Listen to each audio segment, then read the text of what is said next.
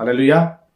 आसंतु वर्तमान दुनिया रे आमे माने जहा देखुअछु, वर्तमान आमे जहा अनुभव करुअछु, इति पूर्व ए समस्त विषय थिला।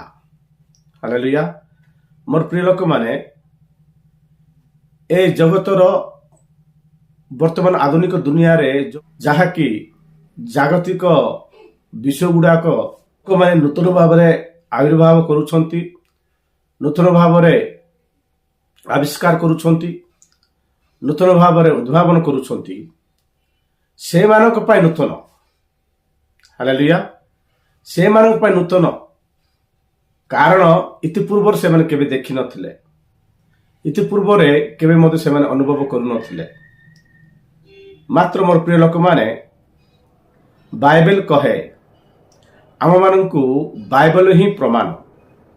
बाइबल बिना कहीं जदि तुम मानकु अलगा विषय जदि कहिबे से माने भ्रांत, से माने भंड अटंती। से मानकर कथा तुम विश्वास करो नाही, से मानकर कथा तुम धर नाही। बाइबल ठारू अलगा जदि जे माने विधि विधान पालन करंती से माने भंड अटंती।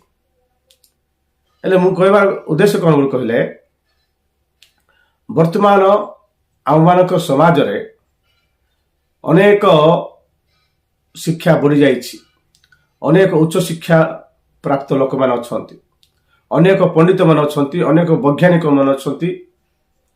आउ एमिति जे गोटे मनुष्य को सृष्टि करि पारुनांती, प्राण दे पारुनांती, थिबा जिंस सब करूछंती।